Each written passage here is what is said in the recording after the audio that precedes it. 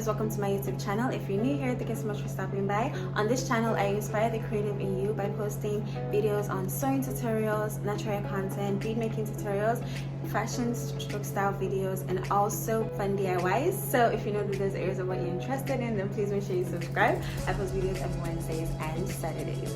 So as you can see from the title of this video is how to sew this beautiful cowl neck dress. And you know, this side is like slim and this side is kind of like big. So yeah, and if you want to know how you're able to recreate this style, then make sure you keep on watching.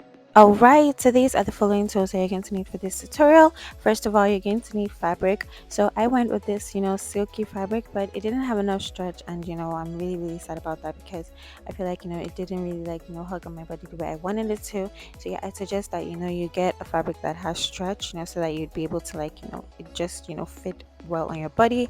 Then you're also going to need your basic tools, which are your rulers, different types of rulers. Then you also but mostly your straight ruler. Then you're also going to need your tape rule, your scissors, your markers, and your pattern paper. So let's just get right into the tutorial. Alright, so for the measurements that you're going to need for this tutorial,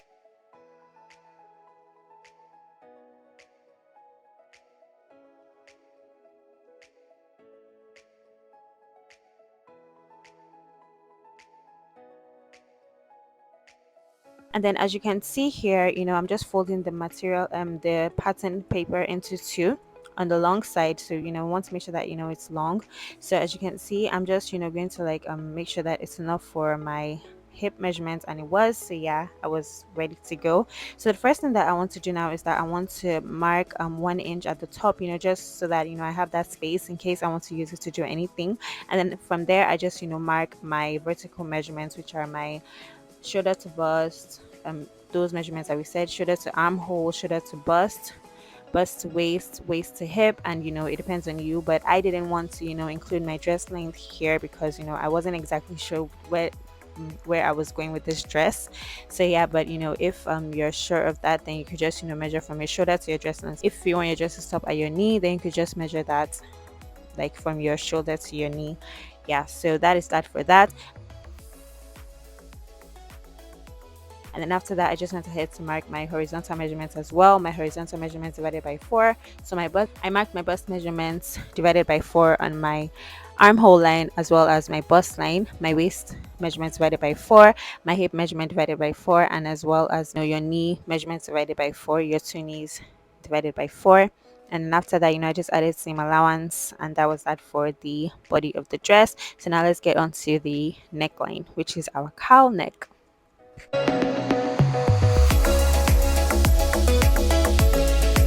So from here, you want to mark your shoulder measurements divided by 2. You want to mark it from that center front line, as you can see. So my shoulder measurement divided by 2 was 7.5 inches, so that's why I'm marking it there. So from that point, you want to go down half an inch from that your shoulder measurements. You want to go down half an inch, and then once you go down half an inch, you're going to connect that point that you went down. You're going to connect it to that line like so.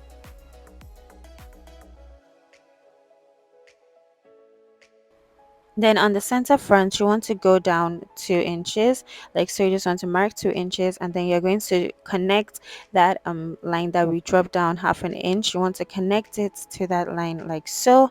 And then once you're done with the initial part of the cowl neck drafting. So now it's time for us to just cut it out. And then after we cut it out, then we're going to officially make the cowl neck.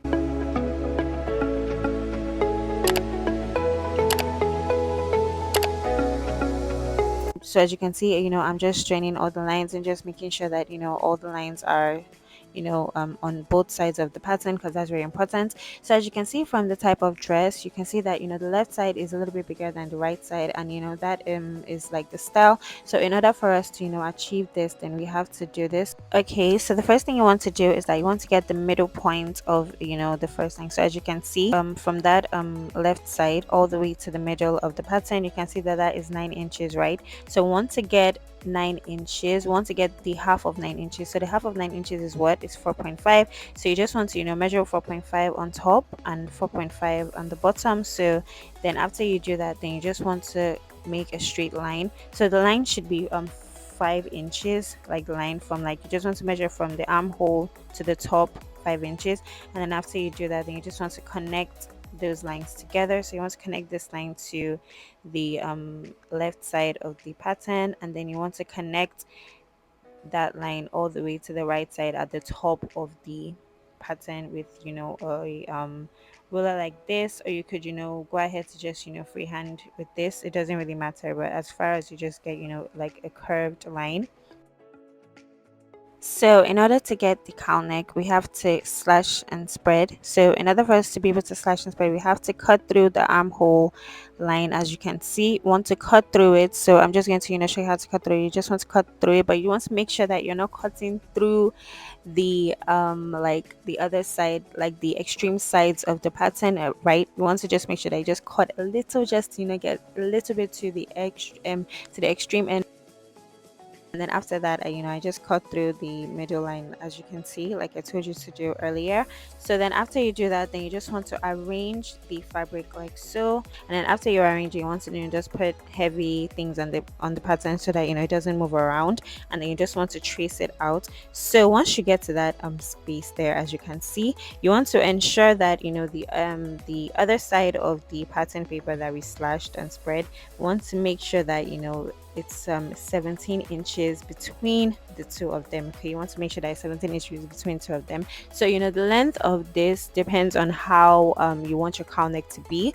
The more it's spread out, the more it's going to fall, and the more the cowl is going to fall. But if you just want like a subtle cowl, you don't really want it to fall like that. You don't want it to be like that, like long and just like drapey. Yes, that's the word I'm looking for. You don't want it to be too drapey. Then you just go with like maybe 10 inches, 12 inches, 13, and then maybe like the max is like 20. But I folded my fabric into two this time. When I was cutting the front panel, it was folded into just one, but for the back panel, you want to fold your fabric into two. And then after you draw that line indicates the zip allowance. And after I did that, then I just folded my front panel into two, as you can see. And then I just aligned the center front and the center front. So as you can see, that point there, that should be where you want your back panel to stop. So as you can see, I just used the ruler to just point for the other side as well. And as you can see, I just traced it out. I'm just going to trace it out, and I'm just going to cut it out like so. And then after that, I have my back panel and my front panel, and now it is time for us to start sewing. All right, so the first thing you want to do is that you want to sew your dart. So as you can see, I just put my two back panels facing each other, with the right sides facing each other. So I'm not going to sew my invisible zipper on the center back. I'm going to sew it at the side seam. So yeah, I'm going to teach you how to do that. But if you want to edit a tutorial on how to sew an invisible zipper, then I'm just going to link it up there, because it's like basically just the same thing. It's just the arrangement that is different. So as you can see here, I just want to get the waist line. I want to get my waistline, and it's quite obvious here, so I didn't really need to like measure anything. But here I had to measure, and please do not drag me for this my for my, what do you call this thing, my tape roll. I'm sorry, like, it's such a shame, but I don't know, like, I've just not gotten to like changing it yet. But I'm going to buy like a full set of like tape rolls. Like, that was what I did for pins. Like, have a full set, and I that's just what I'm going to do, so that I never run out of it, because I just always forget to get a new one. Like, I don't know, I just always forget to get a new one. So yeah, as you can see, I'm just marking it. But then here I realized that it wasn't even like accurate, because it wasn't cut. Like, don't be like me, like, honestly, don't be like me. So yeah, what I just did to improvise with this was that I just started measuring with 10 inches. I could just started with 10 inches instead of 1 inch. So yeah, that was what I did. So as you can see here, so instead of me to measure 9 inches, and I just measured 19 inches. So anyways, let us not get carried away. Yeah, so after you do that, then the next thing that you want to do is that you want to mark your dart. So the first thing that you want to do to make it easy for you is that you just want to measure 2 inches from you want to measure your 2 inches from your hip measurements. As you can see here, you just want to measure 2 inches, and then after you measure 2 inches, then you want to get your nipple to your nipple, which is your bust point to your bust point, and then you want to divide that by 2, and then you want to mark that nipple by nipple measurement on your waistline, like so. And then you also want to make sure that that is the same measurement that you use for that 2 points that we came up. So you want to make sure that it's on a straight line. So as you can see here, I'm just making sure that it's on that straight line, that it is my nipple to nipple measurements, but just on that point that we marked.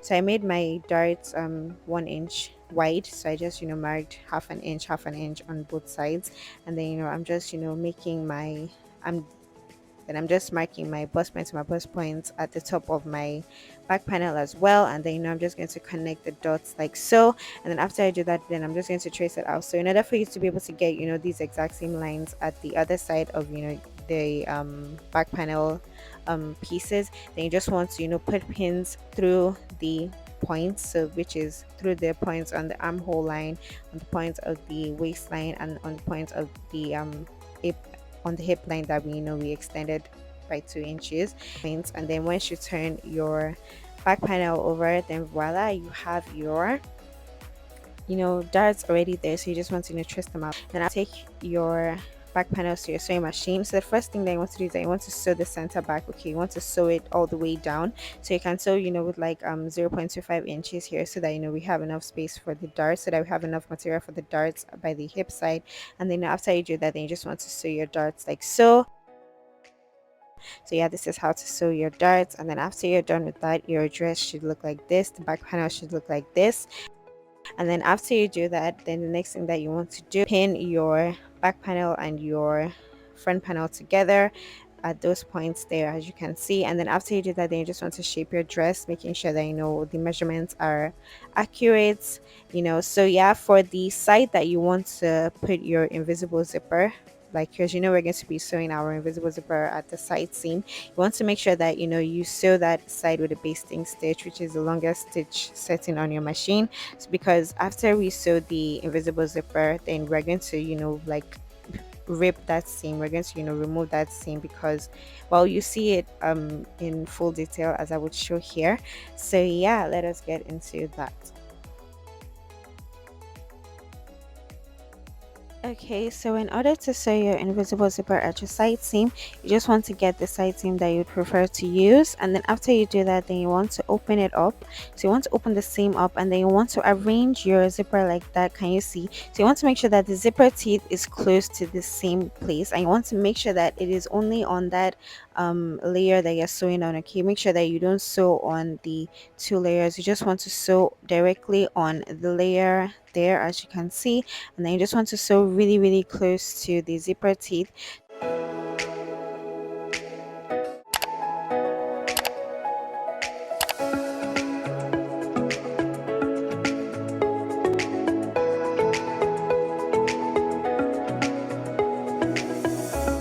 Alright, so once you're done, use your seam ripper to just remove the seams that we created. So as you can see, you just want to do it all the way down.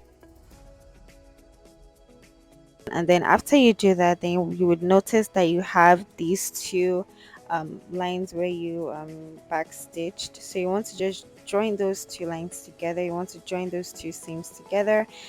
So once you sew all the way down, this is what your zipper should look like. And yeah, so your zipper should look better than this if you use an invisible zipper footer, or if you just take more time to do this than I did.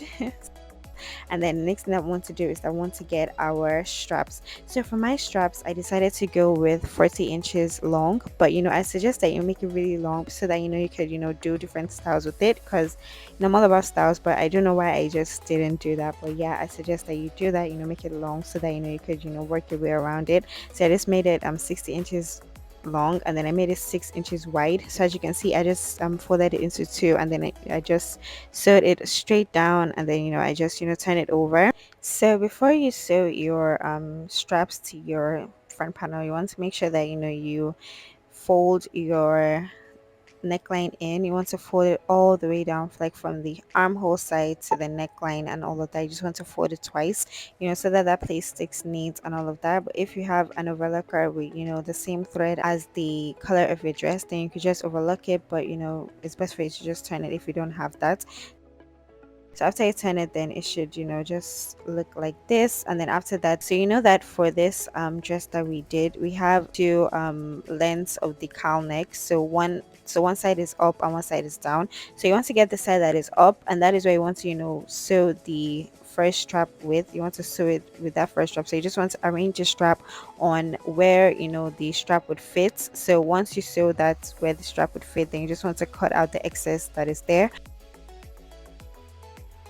And then after you do that, so I wanted mine to, you know, have that, you know, slim effect. So yeah, that is why I, you know, just when I had to, you know, turn over the strap, the second strap, like I just had to turn it over to like the back side again, and then, you know, I just, you know, made that place slimmer. So yeah, I didn't really go with measurements with this, you know, I just used my eyeball, but maybe you could just use like maybe 1.5 inches for that top part. You just want to like the other side of the strap, and then after you do that, then you just want to do the same thing that you did for the other strap. You just want to find, you know, where the strap would, you know, fit into, and you just want to sew it there. And then after you sew it there, you just want to cut out the excess. So this is how the dress turned out. I really like it, and you know, I think that, you know, it's quite different, and honestly it wasn't exactly what, you know, I envisioned, and especially with the, you know, skirt part, you know, I thought it would be like a flare, but you know, at like when I was just, you know, going with it, I just decided that, you know what, I just want to make it like a bodycon, because you know, I didn't do a bodycon for this series that I did. So yeah, this is what I came up with, and you know, I hope you like it. I hope you are gonna recreate it. Alright, so that is it for this tutorial. I hope it was easy for you to follow. If you have any questions regarding anything with this video, then just leave them down in the comment section below and I will reply you. So yeah, thank you so much for watching. Make sure that you like this video, make sure that you give this video a big thumbs up, make sure that you subscribe, okay? Subscribe so that you don't miss out on all the tutorials that I'm going to be posting, and also make sure that you click the notification bell so that you get notified anytime I post a new video, anytime I post a new tutorial. And make sure that you comment down below if you're going to recreate it, okay? Let me know if you're feeling my vibe, and if you're going to recreate the dress. And also make sure that you share this video to anyone that you think might need it. So yeah, thank you so much for watching this video, and I will see you in my next video. Bye.